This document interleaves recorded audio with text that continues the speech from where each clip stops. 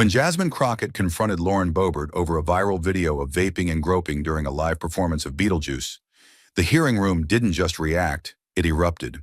What began as a scandal over personal conduct spiraled into a full-scale unmasking of ethics violations, misused public funds, and a buried paper trail hidden deep within Capitol records. In just 5 minutes, reputations collapsed.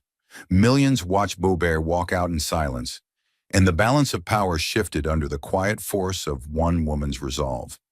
Crockett didn't shout. She didn't perform. She delivered one line. What did Jasmine say? That made silence louder than any excuse? Stay with us. This is a story worth every second of your time. The red light snapped on. Silence gripped room 216 like a sealed vault. No murmurs, no shuffling, just breathless stillness. The cameras were already rolling when Jasmine Crockett stepped into frame, her presence cutting through the tension like a blade. She wore black, sharp and composed, with a single leather folder in her hands labeled Ethics. 48 pages. No entourage, no theatrics, only purpose. As she walked toward the center seat, the hush deepened. She didn't glance at the crowd. She didn't need to. Her calm wasn't passive, it was controlled fire, compressed and ready. The chair creaked as she sat, and every camera in the room locked onto her face, focused, unshaken, ready for war. 4 minutes later, the door opened hard enough to rattle the hinges. Lauren Boebert strutted in, sunglasses still on, chewing gum like she owned the building. Her PR team flanked her, whispering lines and hashtags. She didn't apologize for being late. Instead, she waved to the cameras like she was walking a red carpet. The smirk never left her lips. As she sat, she leaned back with a confidence that felt forced, like a performance for an audience she thought she could still charm. But the contrast was brutal. Crockett, steel in silence. Boebert, glitter with no ground. The room saw it. America saw it. Jasmine didn't look at her. She turned to the microphone and spoke clearly. This isn't about private life. It's about public trust. When your actions are broadcast to millions, nothing is private anymore. Not when you swore an oath to serve, not to entertain. She paused, fingers still resting on the folder. So let's ask the real question. Is scandal still scandal if you pretend it's style? The room held its breath, and the cameras kept rolling. And just as the stillness in room 216 felt like it might crack from the weight of unsaid truths, Jasmine Crockett leaned forward. No drama, no raised voice, just a calmness sharpened by conviction. She inserted a flash drive into the central console, the chamber lights dim by design, but what followed was no theater. Let the footage speak, she said evenly, because the truth doesn't need rehearsals. The screen behind her lit up, flickering for a second, then stabilizing on a silent surveillance video, time-stamped 9:41 p.m., Denver, Colorado. Boebert's name was already printed in the lower corner, followed by the words, Unedited theater security footage, September 10th, 2023. There was no turning back. The grainy image revealed a row of red velvet chairs under dim theater lighting. A young usher stood near the aisle. Then unmistakably, Lauren Boebert entered the frame. Hairstyled, legs crossed, phone in hand, she sat down with her date. Within seconds, the tone shifted. The vape pen appeared. She leaned back, exhaled into the dark air, and laughed too loudly at lines no one else laughed at. Then came the touching, hands roaming, hers and his, in ways that made nearby patrons shift uncomfortably. A woman in the row ahead glanced back, mouth tight. A father shielded his child's eyes. Still, Boebert continued, oblivious or indifferent. She flipped off the usher the second time he approached, and when her date's hand disappeared under her dress, no one in the hearing room breathed. The silence was painful, not just because of what had been shown, but because everyone had been gaslit for months. Boebert had denied it, called it a political smear, claimed she was a victim of surveillance and cancel culture. But now there was no spin left, just a cold, raw, undeniable truth. Crockett didn't look away from the screen, nor did she gloat. Instead, she let the last few seconds of the clip linger, where Boebert laughed as she exited the theater, flipping her hair, unaware or uncaring, that she'd been ejected. Jasmine turned back to the committee with a stillness that wasn't weakness, but restraint. Her voice, when it returned, was quiet, but carried with it the tremor of something long buried and finally breaking surface. "This is not about a night at the theater. This is about the erosion of public trust," she said. "This chamber has reprimanded people for less, for using improper stationery, for tweeting too aggressively. But this was a live performance of arrogance. And worse, had she not been caught on video, we would have been told to forget it, to forgive it, to move on." She paused, eyes scanning the faces of her colleagues. "But how do we move on if the standard shifts based on who's in the chair?" Then, leaning forward slightly, she spoke not just to the committee, but to the millions watching live. "There's not a woman in this country who doesn't know what would happen if she did the same thing, especially not if she were poor, or a teacher, or a black mother from Texas." She let the truth settle. "So don't tell me this is about forgiveness. This is about protection, privilege wrapped in denial. And I refuse to be quiet while the rest of us are held to rules that some of you refuse to follow." Every camera stayed locked on her. Boebert shifted in her seat. But the room belonged to Jasmine now. And the narrative, the illusion, was shattered. The footage faded to black, but the silence it left behind was louder than any headline. Eyes turned to Lauren Boebert, cameras waiting, fingers hovering over keyboards. The whole country suspended in that one fragile beat before a reaction. And then she laughed, not a chuckle, a deliberate, dismissive laugh that rang out across the hearing room like a schoolyard taunt in the wrong place at the wrong time. She leaned into the microphone, a smirk stitched tightly across her face, and said with casual boldness, "So that's it. A woman goes to the theater, blows off some steam, and suddenly it's a federal crisis?" She shrugged, unfazed. "Last I checked, being human wasn't a crime. People don't want marble statues in office. They want someone who gets it, someone who's lived, someone who's not afraid to have a little fun outside of work hours." She scanned the room as if waiting for someone, anyone, to agree. "Let's not pretend we're all saints here," she added, voice rising. "The American people are done with plastic politicians pretending they've never made a mistake. I'm real. I show up without filters, and that terrifies the elite." Her tone hardened. "Maybe that's why I'm being dragged through this circus? Not because of what I did, but because I won't play by your rules." The message was clear. She wasn't apologizing. She was doubling down. Jasmine Crockett didn't respond right away. She let the echo of Boebert's words fade naturally, like smoke dissipating in a courtroom thick with the stench of denial. Then slowly, she leaned toward her mic, not to match the volume, but to reclaim the clarity. Her voice was steady, grounded, and every word landed like a gavel.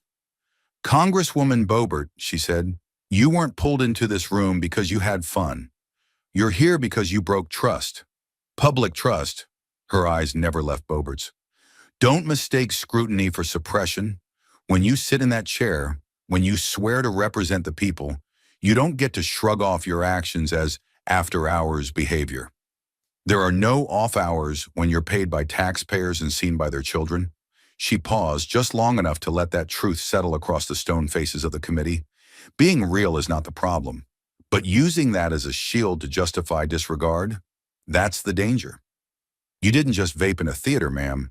You disrespected the people sitting behind you, the ushers trying to do their jobs, the children watching nearby, and now you're disrespecting every woman in this country who's ever been told to carry herself with twice the dignity to earn half the respect.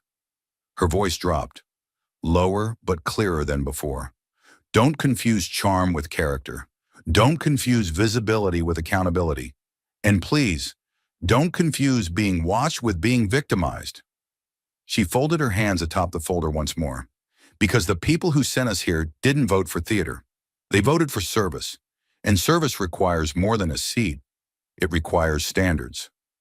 The room was silent again, but this time it wasn't waiting. It was listening.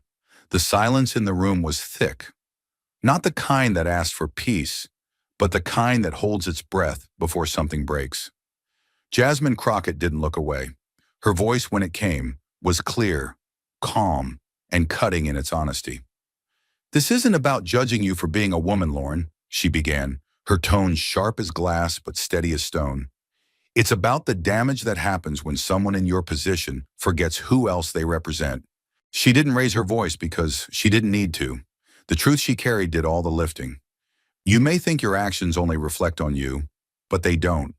When you treat public office like it's your personal stage, when you laugh off behavior that disrespects the very people who trusted you with power, that doesn't just hurt your image, it hurts ours. Every woman who's ever had to work twice as hard to be taken half as seriously. She turned slightly, addressing the whole room now. Every time you make a spectacle of yourself, they use it to tell the rest of us. See? That's what happens when you put a woman in charge. And then doors start to close again. Quietly. One by one. Lauren Boebert's smile tightened, but she didn't back down. She leaned into her microphone, voice sharper now, lined with defensiveness. So I'm the problem, she said, her tone laced with disbelief. Because I don't hide who I am?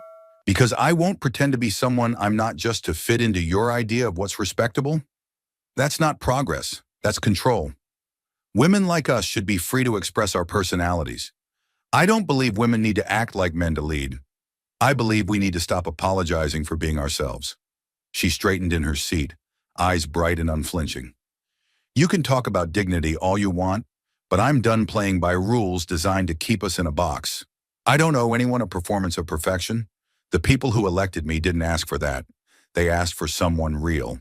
And that's who I am, like it or not. Jasmine listened. She didn't interrupt. But when she spoke again, the room leaned in as if drawn by something magnetic. You talk about being real like it's a shield, she said, voice low but steady. But being real doesn't mean being reckless. Being authentic doesn't mean being above accountability. We all want to be ourselves, Lauren. But the difference is, some of us understand that being ourselves doesn't give us permission to disrespect the people we serve. She paused, locking eyes with Boebert, not with anger, but with something stronger. Clarity. You were given a seat at this table, one that millions of women never even got close to. And instead of honoring that responsibility, you used it to justify behavior that would have gotten a teacher fired, a nurse suspended, a waitress screamed at by her manager. Her voice tightened, not with rage, but with something quieter and heavier. You weren't punished because you're a woman. You're being held accountable because you forgot what being a public servant means. Then she added slowly, each word landing like a quiet gavel. Freedom doesn't mean there are no lines. And leadership doesn't mean the rules don't apply to you. It means they start with you. The hearing room didn't erupt. It didn't need to. What Jasmine Crockett had done wasn't explosive. It was exact. And for the first time since the hearing began, Boebert had no soundbite, no smirk, no escape. But just when it seemed Jasmine had silenced every room she entered, just when her words hung like truth etched in glass, Lauren Boebert reached into her final weapon. Not clarity, not evidence, but deflection. She pulled her phone from a folder, held it up like a prop in a political theater, and spoke with a glint of triumph. You want to talk about respect, Congresswoman Crockett? She said, voice coated in a false calm.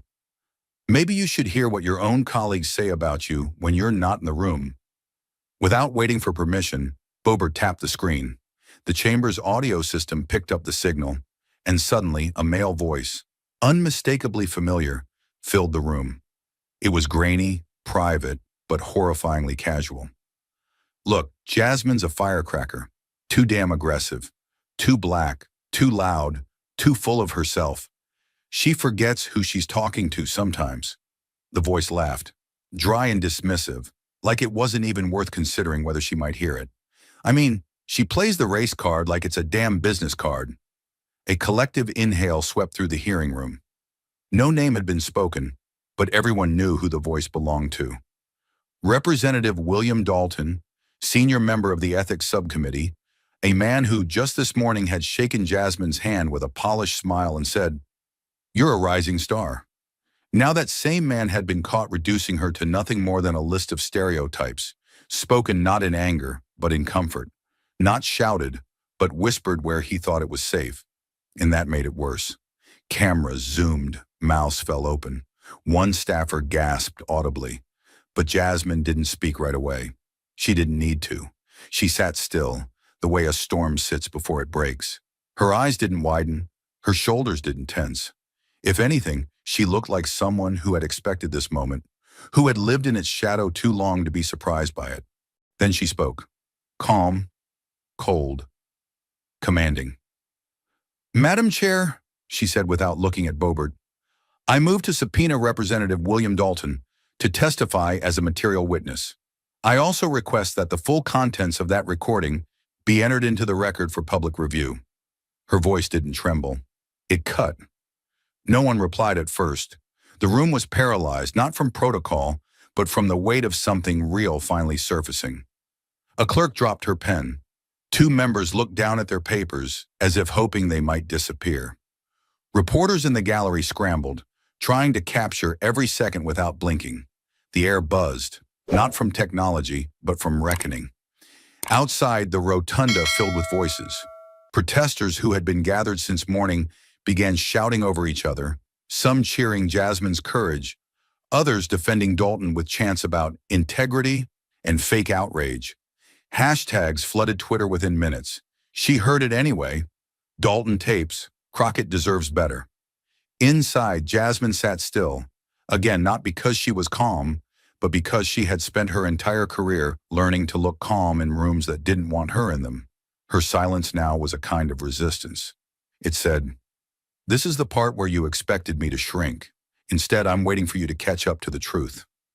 The air hadn't yet cleared from the fallout of the leaked recording when Jasmine Crockett moved again.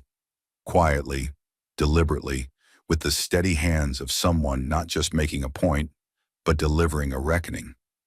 "Let's take this out of the realm of opinion and into the realm of fact," she said, reaching down and unfolding a sealed document with the embossed mark of the House Ethics Committee. Her tone didn't change. It didn't need to. The paper itself was loud enough. "This is an internal report," she continued, raising the document so the cameras could catch its cover. "One that hasn't been released to the public, until now." Her voice grew quieter, but the room leaned in, drawn not by volume but by gravity. "It outlines financial records tied to a line-item budget called Community Engagement, funds reserved specifically for public forums, town halls, and outreach programs. Funds, in short, meant to serve the people of Colorado's 3rd District." She slid a copy across the table. "But what these records show is that on September 10th, 2023, those funds were used to pay for a theater performance, a private car service, a $412 dinner, and charges listed simply as event logistics. For the same evening, Congresswoman Boebert was escorted out of the Beetlejuice performance. There was no shouting, no accusations, just silence, tight, compressed, waiting to split. The signatures on these authorizations," Jasmine added, "match Congresswoman Boebert's own handwriting, verified by committee staff and cross-referenced with 3 prior expense reports. There is no clerical error. There is no missing context. The documents are complete." She looked up, not at Boebert, but directly into the lens of the live broadcast. "What this reveals is more than poor judgment. It's a misuse of public funds under the banner of public service." Across the room, Boebert stiffened. The words hit like a cold wind. She reached for her mic with fingers that visibly trembled, then forced a smile that didn't quite reach her eyes. This is being taken out of context," she said quickly, voice thinner now. "These expenses are reviewed by staff. I sign what they prepare. It was labeled incorrectly. A simple accounting error." She laughed nervously, but the sound evaporated before it could settle. "Look, I've always been transparent with my district. This wasn't a personal splurge. It was a misfiled expense. It happens." But the faces in the room told a different story. Members of the committee avoided her eyes. One aide whispered into a colleague's ear and slid a tablet across the table. A junior representative from Ohio slowly removed his glasses and stared at the documents like they'd just changed the shape of the room. And in the middle of it all, Jasmine Crockett sat unmoved. Not because she lacked emotion, but because she had spent years having to stay still while being questioned, doubted, and dismissed. Now she didn't need to raise her voice. She had the truth, and it was finally speaking loud enough for everyone to hear. After hours of confrontation, paperwork, in public unraveling, the hearing had become more than a reckoning. It was now a reflection of the country itself, its divisions, its values, its wounds. And then, in a moment that wasn't scripted and couldn't be rehearsed, Jasmine Crockett shifted the energy in the room, not by speaking louder, but by reaching deeper. "I want to tell you something," she said, her voice suddenly quieter, but more commanding than anything she'd said all day. Her eyes scanned the panel, then stopped calmly at Boebert.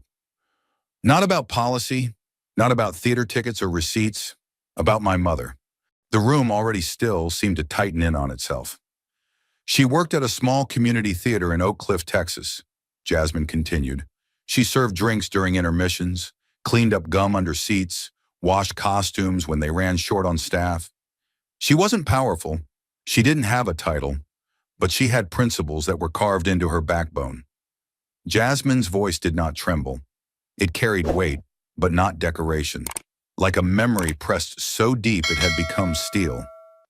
"One night," she said, "a black couple showed up to see a musical. They had front row tickets, bought weeks in advance. But when they got there, the manager told them those seats had been double booked. They were told to sit in the back." She paused. "It wasn't a mistake. It was a message." Jasmine looked down for a moment, then up again. "My mother saw it happen. She had two choices: stay quiet and keep her job, or speak up and risk everything." The words hung in the air like smoke. "She spoke up. She told them it was wrong. She asked the manager to fix it. She didn't yell. She didn't curse. She just said, 'They deserve what they paid for.'" Jasmine's voice dropped lower. She was fired on the spot. No warning, no last check. The silence in the chamber was no longer tense. It was reverent. "That night she came home with tears in her eyes," Jasmine said. "But she also looked me straight in the face and told me something I've never forgotten. 'You will never be punished more for telling the truth than I was that day. And still, I'd do it again.'" Jasmine leaned back slightly, letting the weight of her story fall where it needed to. "That's the house I was raised in. A house where truth cost you things. A house where standing up meant standing alone. That's why I came to Congress. Not for attention, not for airtime, but to honor the kind of woman who lost everything because she refused to be quiet when quiet was easy." For a long beat, nothing happened. No one moved. Even Boebert didn't speak. But slowly she sat forward, eyes narrowing, shoulders tight. Then she reached for her mic and spoke in a tone that was firm, but quivering at the edges. "You're not the only one who comes from nothing, Jasmine," she said. "I know what it's like to scrape by. I didn't grow up in comfort either. My family couldn't always keep the lights on. I worked at a bar starting at 15. I cleaned tables, served drunks, heard comments I'd never repeat. And no one was there to protect me. I protected myself." Her voice sharpened. "So don't tell me I don't know what struggle is." She straightened. "I didn't have a mother who taught me to fight with words. I had to learn to fight with silence, with survival. I got by the only way I knew how, and I didn't turn that pain into a weapon. I turned it into a life. I smiled through it. I made people laugh. I tried to give them something better than what I was handed." Then she added with a pointed nod, "That's why I chose joy. Maybe that's why I chose to entertain, because being angry all the time isn't the only way to fight back." The moment lingered, raw, vulnerable, but Jasmine didn't flinch. She waited until Boebert was done, fully done, and then she spoke with a clarity that rang like a bell. "I've never been angry for the sake of anger," she said evenly. "I've been angry because too many people think silence is safer, because they've convinced us that smiling through injustice makes us strong. It doesn't. It just makes us quiet." Her voice rose, not in volume, but in purpose. "We both know what it means to work for scraps. We both know what it's like to be underestimated, but there's a difference between surviving and standing. Surviving is what the world forces on you. Standing is what you do for the world." Jasmine leaned forward slightly, and now her eyes were locked on Boebert's. "You chose to be liked. I chose to be heard. You chose to keep the room comfortable. I chose to tell the room it was broken." Her words struck like quiet thunder.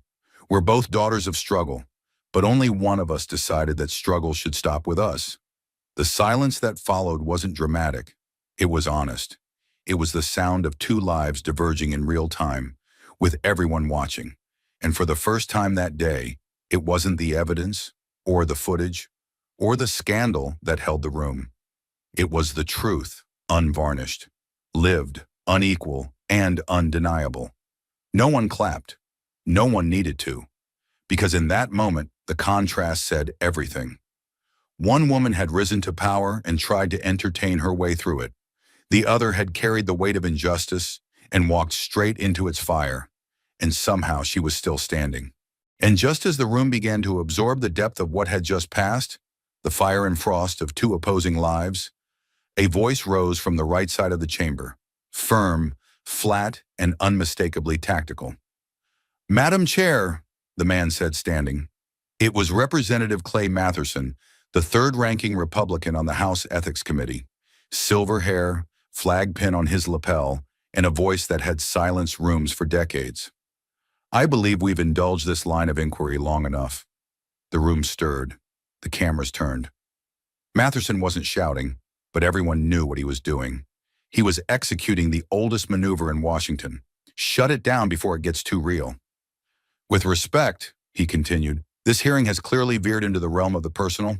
Congresswoman Crockett's remarks, while emotionally compelling, have strayed from the procedural and entered territory that is, frankly, irrelevant to the core of this investigation." He straightened his papers with calculated ease.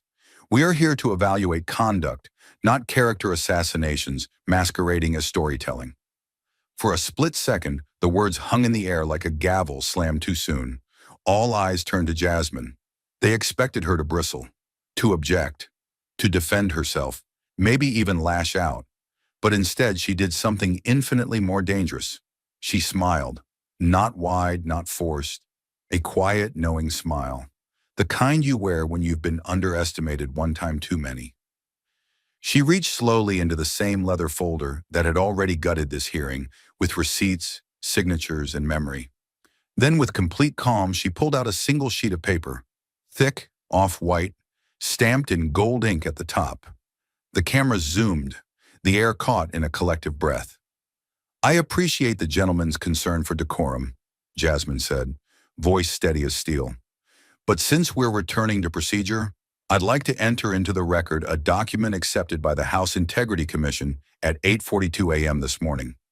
She held it up for the record. "This is a formal proposal, reviewed and cleared for submission, that recommends disciplinary action against Congresswoman Boebert for misappropriation of public funds and ethics violations under Rule 6.14b. A sound cracked through the chamber, not shouting, but a raw, unfiltered gasp. Reporters jolted forward, phones raised, aides froze mid-sentence. It was the sound of power shifting. "This document includes all supporting materials discussed today," Jasmine continued. "Receipts, timeline analyses, a sworn statement from a former staffer. It is not speculative, it is substantiated, and it does not require interpretation. It only requires courage." For the first time all day, Boebert didn't speak. She didn't lean into the mic. She didn't flick her hair or smirk for the cameras. She simply stared forward, lips pressed tight, jaw locked so hard the tension reached her temples. A single muscle pulsed at the edge of her cheek, the posture of a woman who had just realized she was not the hunter in the room anymore. Cameras caught everything, the slow fade of defiance, the realization setting in like cold steel behind her ribs, the confidence draining from her shoulders as the paper, just one, was passed from Jasmine's hand to the committee chair. Matherson sat down without another word. Outside the chamber, the echo hit the press gallery like an earthquake. Hashtags exploded across platforms. "Crockett strikes back discipline." Demanded Boebert under oath. Inside, the room was no longer a room. It was a stage, a battlefield, a confession booth where the system itself had been forced to listen. Jasmine sat still, not from caution, but from control. This wasn't revenge, it was responsibility. She didn't raise her voice because the evidence had already spoken, and the nation had already heard. The chair cleared her throat, then adjusted her glasses with the composure of someone who had just witnessed a line crossed that could never be walked back. "Let the record show," she said carefully, "that a formal disciplinary recommendation has been submitted and authenticated as admissible. The committee will recess for review." The words were procedural, but the tremor behind them was personal. Because this wasn't just about Lauren Boebert anymore. It was about every person who thought they could ride charisma past accountability. It was about every system that protected chaos because it was louder than truth. And now, under oath, on camera, in full public view, that illusion was collapsing in real time. And Jasmine, she just sat there, breathing, watching the wreckage settle. For hours she had endured smirks, interruptions, condescension dressed up as parliamentary order. She had been told she was too angry, too emotional, too focused on herself. She had been asked to mute her fire in favor of someone else's comfort. And now she had responded the only way that mattered.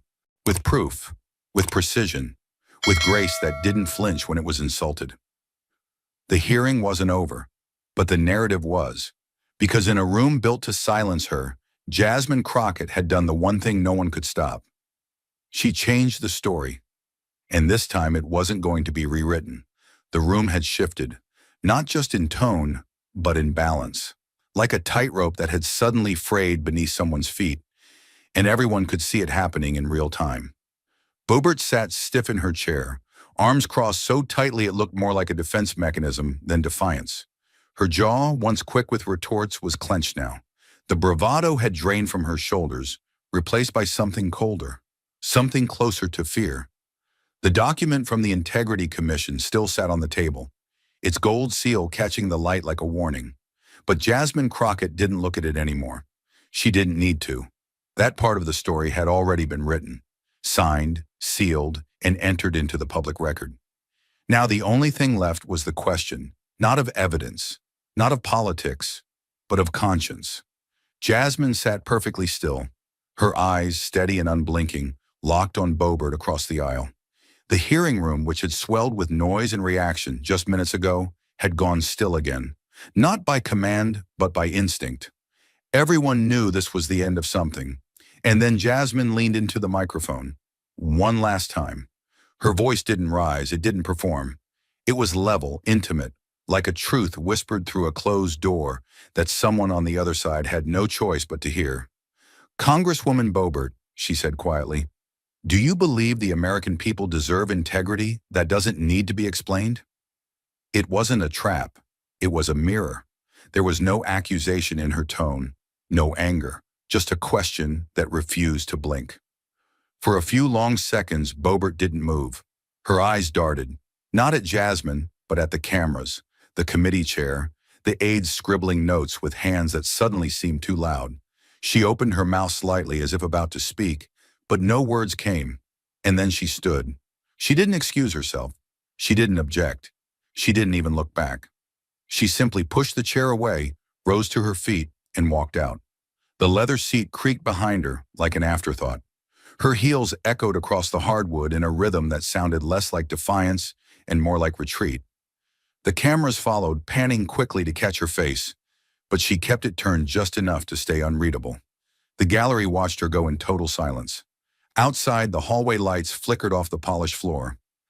Boebert moved briskly, eyes fixed ahead, security details scrambling to catch up. No press questions, no words. Just the sound of a door closing behind her as the hearing room remained frozen in her wake. Inside, Jasmine remained still. She didn't glance at the cameras. She didn't gesture for applause. She just leaned back slightly, her fingers folded in front of her, and said into the mic, softly, clearly, as if reading a truth written across the ceiling itself. "That silence," she said, "was the clearest answer we heard all day." No one spoke. Not the chair, not the aides, not the press. Because in that moment, the entire room recognized what had just happened. It wasn't a mic drop. It was a moral verdict. And it didn't come from a ruling or a vote. It came from the sound of a woman walking away when the truth stood too tall to argue with. It came from the space Jasmine Crockett had carved, not with volume, but with courage. She didn't gloat.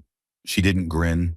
She breathed in slowly, then exhaled through her nose, centering herself like she always had to, every time she told the truth in a room built to reward lies.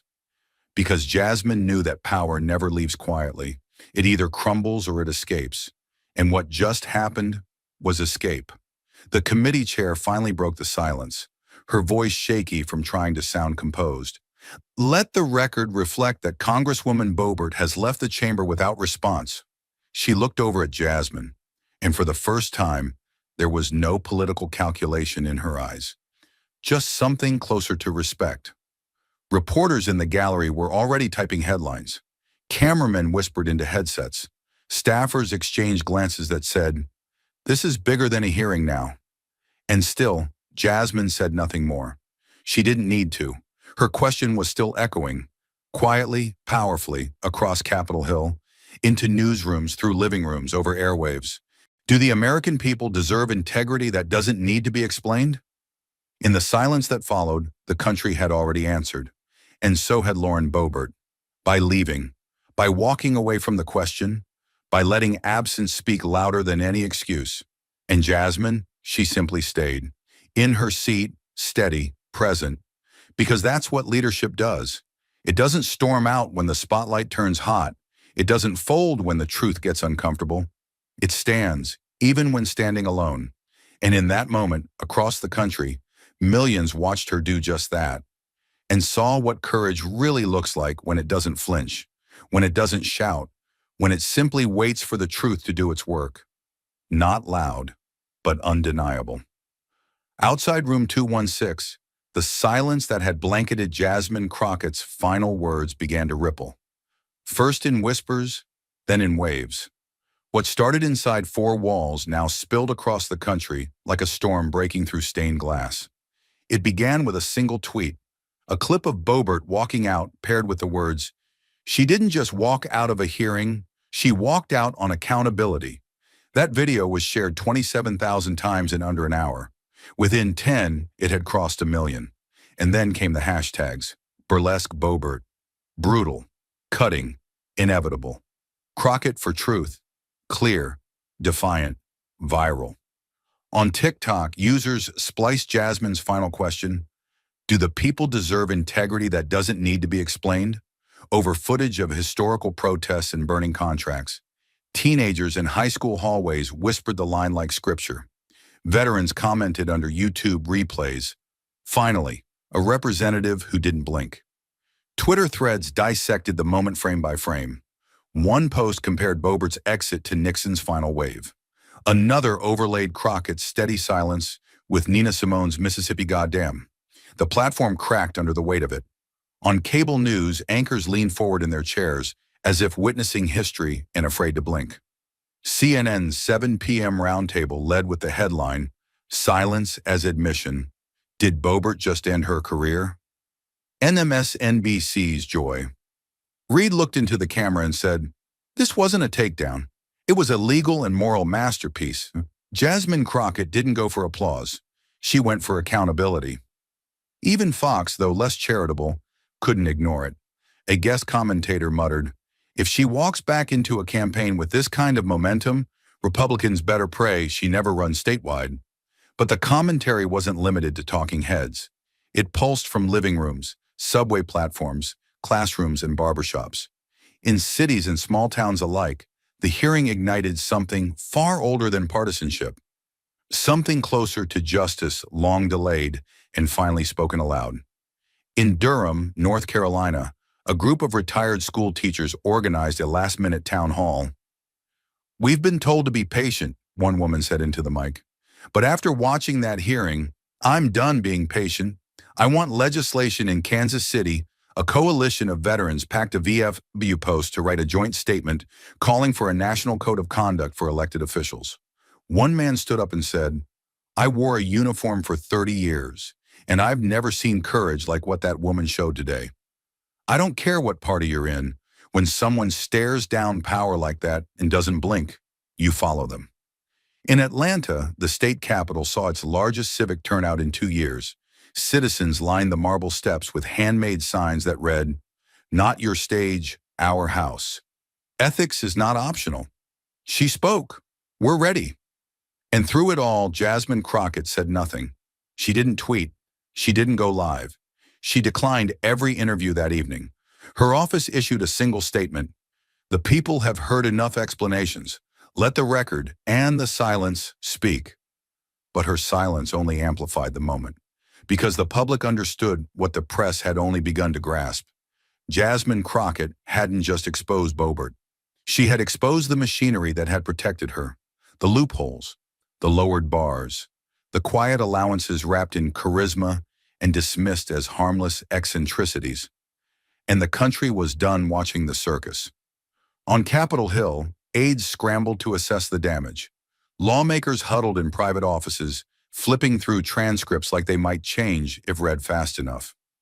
By morning, 3 bipartisan sponsors had signed onto a revived version of the dormant House Integrity Act, a piece of legislation that had collected dust since 2015. But now it had a face, and that face wasn't just Crockett. It was every citizen who'd felt unseen while headlines glorified outrage. It was the exhausted teacher, the overcharged nurse, the public transit operator watching from break rooms. It was everyone who'd learned to expect disappointment, until now. In Des Moines, a councilman publicly switched parties. In New Orleans, a group of college students drafted a state-level proposal modeled after the federal ethics guidelines Jasmine had cited. Even high school civics classes began rewatching the hearing as part of mock debates. In one suburban classroom in Oregon, a student stood up and declared, "That's what accountability looks like. That's what power should fear." Meanwhile, Boebert's office issued a brief, robotic statement. Congresswoman Boebert stands by her record and looks forward to continuing to serve her constituents. But the nation wasn't listening anymore. The moment had moved on, and she had walked out of it. And still, Jasmine remained silent, until late that night, when one single image appeared on her official Instagram. No caption, no slogan, just a photo. The moment she asked the final question, seated alone at the center of room 216, surrounded by papers, eyes steady, mic live. The post went viral within minutes. In the comments, someone wrote, "She didn't raise her voice, she raised the bar." And in that moment, you could feel it everywhere, from state houses to schoolyards to social media. The shift wasn't loud, but it was permanent. Outside the Capitol, news vans hummed, satellite dishes turned like metal sunflowers toward the steps of history. Journalists held microphones like they were fishing rods, casting them at anyone in a suit or badge who might say something quotable. Inside the marble halls, aides were already rewriting press statements. Editors were clipping sound bites. And somewhere in a control room, a CNN producer whispered urgently into an earpiece, "We need Crockett. Now." But Jasmine Crockett wasn't walking toward them. She wasn't walking toward anyone's camera. Not the primetime panels, not the polished anchor desks waiting to dissect her every syllable. She passed the press gaggle without slowing, her head slightly bowed, not in retreat, but in resolve. There were no flashbulbs, no wave to the crowd, just a clear, unwavering step in the other direction. She had somewhere else to be.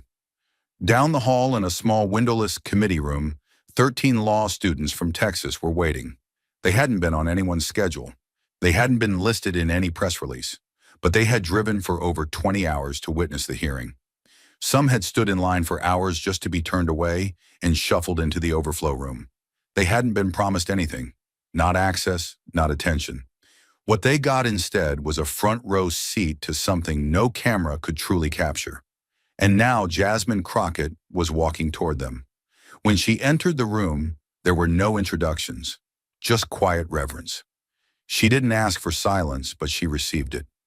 She walked to the front of the long wooden table, placed her folder on its surface, and looked at each student in the eyes, one by one. No podium, no barrier, just presence. Then she nodded toward the staffer with the laptop. "Go live." The stream began without music. No branding, no Chiron, just her voice, calm, steady, a little worn from the hours behind her, but unmistakably rooted. "I could have gone on CNN tonight," she said simply. "They're waiting just outside. I could have done the thing, waved to the cameras, said all the right words." She paused. But that's not what this moment is for. The students sat frozen, wide-eyed, still processing that the woman they had just watched deliver a national reckoning had chosen them over the networks. "One of you," she continued, "sent me a handwritten note this morning before the hearing started. You said, 'We came here hoping to witness history. We didn't expect to feel like we were part of it.'" Her voice softened. "You were part of it. You are part of it." A young woman near the end of the table wiped tears from the corners of her eyes. A young man nodded slowly, his hands gripping the edge of his notebook. "You're going to enter a profession that will demand everything of you. Your time, your sanity, your sense of self. You'll be told to blend in, to play it safe, to choose comfort over clarity. And when you finally speak the truth in a room that's never welcomed it before, don't expect applause." She leaned in slightly, her hands flat on the table. "They will call you emotional. They'll accuse you of making it personal. They'll say you should have kept quiet, but they will never be able to say you were wrong." The chat on the live stream exploded. Viewers from across the country typed messages like prayer beads. She didn't need the media. She became the message. This is leadership. This is law. This is legacy. But Jasmine didn't acknowledge any of it. She wasn't speaking to the screen. She was speaking to the room. To represent people, she continued, isn't a spotlight. It's not a performance. It's a promise. It's a burden, carried in public, judged in silence, and betrayed far too often by those who mistake power for popularity. She took a breath, steady, slow, full of the weight she had carried through every attack, every smirk, every moment today when she'd been told to sit down, calm down, soften. Then she delivered her final words, not as a soundbite, not as a speech, but as a vow. Being a representative isn't about being seen, it's about what you do when you are. It's not a show, it's a sworn oath. And today, the people who broke that oath were seen, finally, clearly, completely. The room didn't erupt. It didn't need to. One of the students exhaled shakily. Another closed her notebook and whispered, "I'm never forgetting this." And Jasmine? She stepped away from the table. No dramatic exit, no final glance. She didn't need the validation. She had done what she came to do. The live stream ended in silence. No outro, no credits, just one final image. The American flag, waving gently in the dusk above the Capitol dome. Quiet, distant, yet somehow watching. A symbol not of what was, but what could be if people like Jasmine Crockett kept walking straight into rooms where truth had been too long denied, and stayed, thought for 9 seconds. Yet even as the live stream faded and night gathered over the Capitol dome, the true aftershock settled deeper in the hearts of aides, clerks, security staff, interns, and janitors who had watched the entire clash from the shadows where history is usually only overheard. The first lesson struck like a jolt of cold air. Integrity is not an abstract slogan. It is a daily living decision made by people without titles who still bear the consequences when leaders lie. They had seen a powerful lawmaker sign false vouchers and then blame clerical errors, knowing full well an anonymous staffer would take the fall. They had seen another lawmaker refuse the media circus and share the spotlight with students who had nothing to offer her but raw idealism. In that contrast, every staffer recognized the shape of their own crossroads, whether to become silent accessories to spectacle or stubborn guardians of the ledger.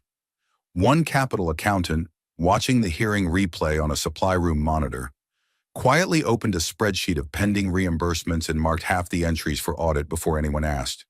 A young scheduler, remembering how she had been ordered to label a donor dinner as constituent outreach, drafted an email to Ethics Council at 2 a.m. Even a security guard, whose badge had never granted him a voice in committee rooms, turned to his partner and said, "The oath has got to start somewhere. It might as well start with us." They understood now that paperwork was no longer paperwork. It was evidence in waiting. And every signature, from mileage forms to catering invoices, might one day walk into a hearing like a loaded weapon. That realization felt frightening, but strangely liberating, because it meant integrity was suddenly theirs to wield. The second lesson unfurled in whispers during elevator rides and late-night copy runs. Silence can be louder than spin, but only if someone remains calm enough to let it ring. They had watched Jasmine Crockett ask a single uncluttered question and then leave the space blank, allowing the absence of an answer to roar louder than 1,000 accusations.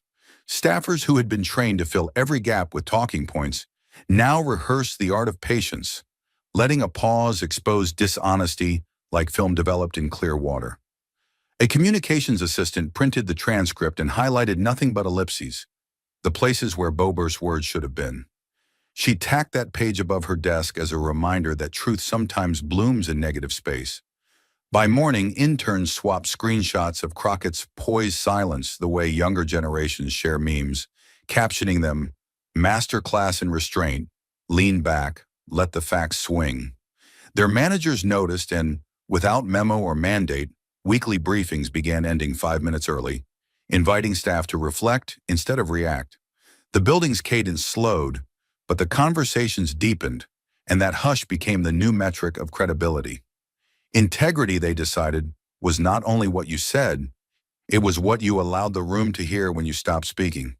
The third lesson surged up with the raw energy of every overlooked employee who had ever watched a boss escape blame. Justice delayed is only justice denied if no one keeps receipts. They had witnessed Crockett's leather folder transform into a courtroom of its own, documents curated over months by helpers whose names would never appear in headlines. Somewhere in that stack were midnight emails from junior analysts, flagged anomalies from procurement clerks, and post-it notes from volunteers assigned to sift through campaign ledgers. Their invisible labor had become the architecture of accountability, and the hearing proved it could topple even the most brazen performance. In break rooms across the hill, assistants who once shredded drafts at the hint of controversy now scanned and archived them, because evidence saved today might become truth revealed tomorrow. A legislative aide dug old whistleblower protocols from the archives, updating the hotline number on a bulletin board no one had read in years. The copy machine on the third floor jammed twice as staffers quietly made duplicates of expense reports, just in case. This was no wave of rebellion. It was the patient, methodical stitching of a safety net under democracy's high wire. They realized that every unremarkable keystroke could be the hand that steadied justice when the wind began to sway. The fourth lesson breathed through the corridors like incense. Representation is sacred work, not stagecraft, and those who treat it as theater leave their constituents orphaned. Maintenance crews had heard politicians rehearse sound bites between elevator dings for so long that authenticity felt mythical. Yet here was a representative who declined primetime cameras to speak with uncredited students. That act rewrote the hierarchy overnight. A janitor paused mid-mop to watch the archive stream on her phone and later told her daughter, "Real leaders talk to the people who can't help them climb." Word spread, and by lunchtime the next day, staff rosters flooded with requests for congressional mentorship programs, applications from clerks, cafeteria workers, and security trainees who had never pictured themselves inside policy discussions. HR departments scrambled, but supervisors complied because morale had spiked with a single gesture of genuine inclusion. The unspoken injustice they had faced, the ceiling of invisibility, had cracked, and the light felt revolutionary. They understood now that proximity to power should never eclipse their own value. Stewardship, not spectacle, was the North Star. And in that revelation, many rediscovered why they had chosen public service in the first place. The fifth lesson cut deepest. When systems fail, solidarity is survival. Long after Boebert's exit, staff text chains lit up with two emojis, the scales of justice and the raised fist. Those symbols became shorthand for a quiet alliance that transcended party badges on lapels. A Republican caseworker forwarded Crockett's closing quote, "It's a sworn oath," to her entire office, adding, "Let's hold ourselves to it before someone else has to." Democratic interns responded with a shared PDF, proposed bipartisan language for the revived House Integrity Act. Politically, they might clash tomorrow, but tonight they recognized a common threat: leaders who gambled constituents' trust for personal theater. Desks became islands of whispered strategy. Coffee machines turned into tactical roundtables. The injustice Crockett confronted had once seemed abstract, but now it sat in every inbox marked urgent. The staff realized no reform would arrive from above. It would have to rise, document by document, from the cubicles they inhabited. In that collective heartbeat, solidarity replaced cynicism, an untelevised revolution of clipboard carriers and badge scanners ready to guard the oath themselves. The sixth lesson throbbed like an afterimage. Courage is transferable. Watching Jasmine refuse the easy interview taught them that bravery can be borrowed in small, lasting doses. A junior speechwriter declined to ghostwrite a line she knew was dishonest, citing Crockett's example in her polite refusal. A scheduler insisted a town hall question about local water safety remain unscreened, telling her supervisor, "If we can't face hard truth inside, we'll be dragged by it outside." Even the Capitol tour guides, who normally recited history with curated neutrality, slipped a news story into their narration, pointing to room 216 and saying, "Here, yesterday, accountability spoke louder than power." Visitors leaned over velvet ropes in surprise, some applauded quietly. The guides risked reprimand, but none came. Administrators sensed the tide and let it roll.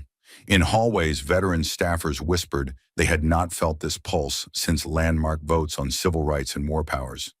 Courage, they discovered, is contagious when someone finally dares to breathe it into the stale air. The seventh lesson simmered beneath every other. The narrative is the battleground, and who tells it decides who heals. CNN eventually aired a segment on the law student livestream, framing it as a masterstroke of grassroots communication. Other networks scrambled to catch up, but the story had already been claimed by the people who lived it. Staffers, once silent extras in congressional drama, wrote first-hand threads that trended by morning. Blow-by-blow accounts from the copy room, the stenography pool, the cafeteria line. Their perspective gave the public an angle the pundits missed. How corruption trickles down into overtime, without pay, into canceled benefits, into the weary sighs of invisible labor. They reclaimed authorship, shifting injustice from headline scandal to everyday reality. And in doing so, they weaponized truth more effectively than any primetime shoutfest. They learned that narrative wasn't just a story. It was armor against gaslighting, a beacon for allies, a record for historians yet unborn. And once they started telling it, they vowed never to surrender it again. The eighth lesson rose with the dawn. Policy is the destination, but culture is the engine that gets you there. Drafts of the new ethics bill circulated at breakneck speed, but staffers knew paperwork alone would stall without cultural shift. So they met in off-the-books working groups, Republican and Democrat alike, to rewrite internal manuals, institute blind expense reviews, even rotate signature authority so no single office holder could hide misuse behind loyal subordinates. IT teams patched loopholes in financial software. Training divisions scheduled workshops on whistleblower protections. It was unglamorous, granular, sometimes dull, but urgent and suddenly thrilling, because they could feel the gears of culture beginning to grind toward honesty. The injustice Jasmine had faced, forced to battle spectacle just to uphold the oath, became their proof that systems must not rely on heroes. They must be engineered so that heroism is never again the only safeguard.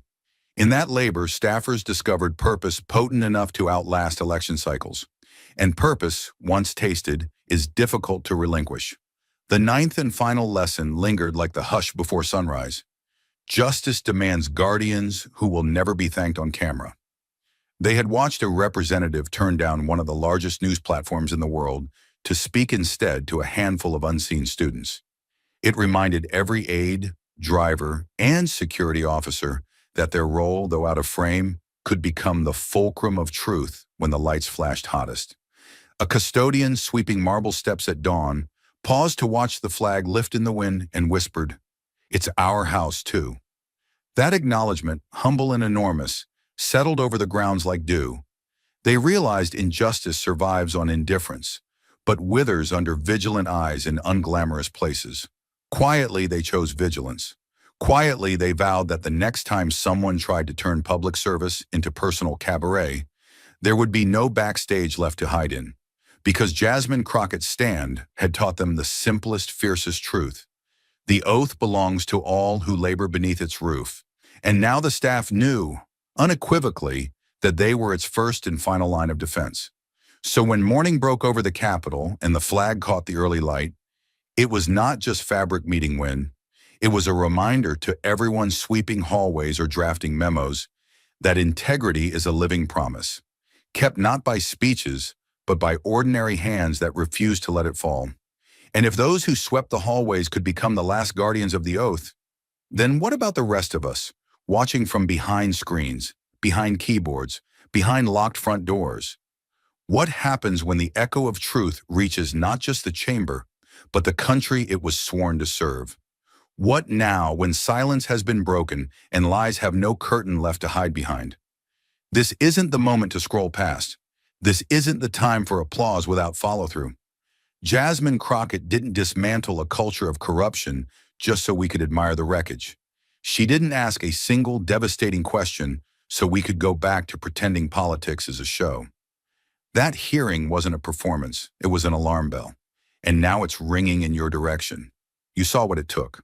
The evidence, the isolation, the restraint it requires to hold your ground in the face of smirks, spin, and institutional sabotage. Jasmine faced all of it not because it made her popular, but because the truth has no spokesperson unless someone's brave enough to say it with both hands full of proof. And if she stood alone so others wouldn't have to, then now is the time to answer. This is your moment to step in. Call your local representative. Ask them where they stood when the Integrity Act hit the floor. Ask them if they believe that leadership is a license or a responsibility. Demand public town halls. Demand oversight. Don't settle for statements. Ask for votes, for policies, for audits. Ask who's auditing them. Because the hearing may be over, but the culture it exposed still has power. And power never reforms itself without pressure. You are that pressure. You are that voice that reminds them representation is not theater. It is service under oath. And we are done applauding liars who smile on cue. If you're a student, organize. If you're a teacher, educate your class on what happened. Don't let this moment fade into another viral footnote. Let it live in your neighborhood meetings. Let it breathe inside your school board elections. Let it fuel your calls, your votes, your decisions from this point forward. And if you've ever been told to stay quiet because it wasn't your place, your moment, your fight, remember what Jasmine showed the world, that silence is not safety, it is complicity. She didn't rise by being agreeable. She rose by being unignorable. And now you must be too. Because the next time a public servant turns a taxpayer-funded office into their personal circus, the next time a leader signs a lie and blames the pen, you should be able to say you did more than watch. You should be able to say, I stood, I voted, I organized, I acted. And if enough of us do, we won't need another hearing like this one. Because the standard will have changed, not by decree, but by demand. So the question is no longer what Jasmine Crockett will do next.